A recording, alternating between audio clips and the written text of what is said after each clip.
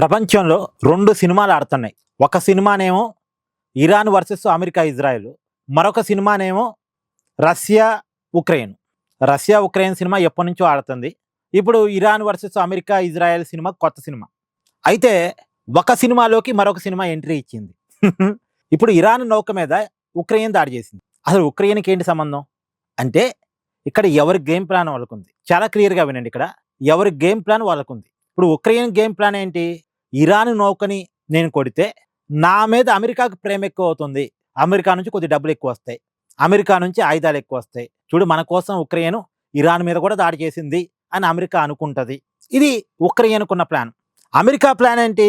ఇప్పుడు ఇరాన్ మీదకి ఉక్రెయిన్ పోయింది. ఖచ్చితంగా ఇరాన్ కూడా ఉక్రెయిన్ మీదకి పోయింది. ఇరాన్ కూడా ఉక్రెయిన్ మీదకి పోయింది.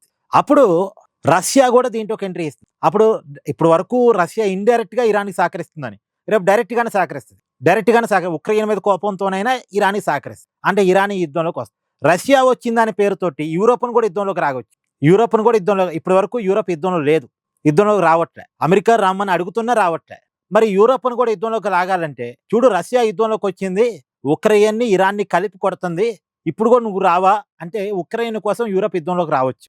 ఇరాన్ కోసం కాకపోయినా, ఇరాన్ మీద కోపంతోనో, అమెరికా మీద ప్రేమతోనో కాకపోయినా ఉక్రెయిన్ కోసం యూరోప్ యుద్ధంలోకి వచ్చే అవకాశం ఉండొచ్చు. ఇది అమెరికా ప్లాన్. అంటే యూరోప్‌ని యుద్ధంలోకి లాగటానికి ఉక్రెయిన్ ద్వారా గేమ్ ఆడటం. ఎందుకంటే ఇప్పుడు ఇరాన్‌ని కొట్టడం ఒక్కడే అమెరికా వాళ్ళకి కావట్లే. టైం పడుతుంది. కాబట్టి యూరోప్‌ను కూడా లాగితే తొందరగా కొట్టొచ్చు కదా ఇరాన్‌ని అనే గేమ్ ప్లాన్. యూరోప్‌ని యుద్ధంలోకి లాగటానికి అమెరికా చేస్తున్న గేమ్ ప్లాన్. అమెరికాని మెప్పించడానికి ఉక్రెయిన్ గేమ్ ప్లాన్. ఇప్పుడు ఇరాన్ ఏం చేస్తుంది? ఇరాన్ ఏం చేస్తంటే రష్యాని చూసావా నీ శత్రువు వచ్చి నన్ను కొట్టాడు. నువ్వు రావా నాకు అండగా?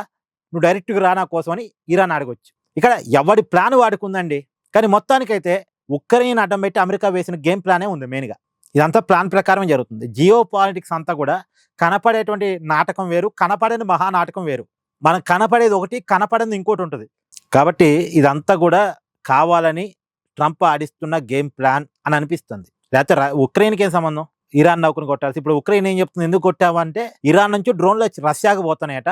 ఆ డ్రోన్ తీసుకెళ్తున్నటువంటి నౌకను నేను కొట్టానని ఉక్రెయిన్ చెప్తుంది. కానీ ఇప్పుడు ఇరాన్ ఏం చెప్తుంది? అరే ఆ నౌక మా దేశం నుంచి రష్యాకి పోతుంది కాదు, రష్యా నుంచి మాకు వస్తుంది. మేము ఇనుము తెచ్చుకుంటున్నాం, ఐరన్ తెచ్చుకుంటున్నాం మేము రష్యా నుంచి అని ఇరాన్ చెప్తుంది. మరి ఆ ఉక్రెయిన్ అది ఇరాన్ నుంచి రష్యాకి పోతున్న నౌక, రష్యా నుంచి ఇరాన్కి వస్తున్న నౌక తెలియకుండానే కొట్టిందా? కాదు, కొట్టాలనే కొట్టింది. దాని వెనకాల అమెరికా గేమ్ ప్లాన్ ఉంది. మొత్తానికి యూరోప్ని యుద్ధంలోకి లాగటానికి చేస్తున్న ప్లాన్ ఇదంతా కూడా. చూడాలి ఎట్టుంటుంది అనేది. Thank you.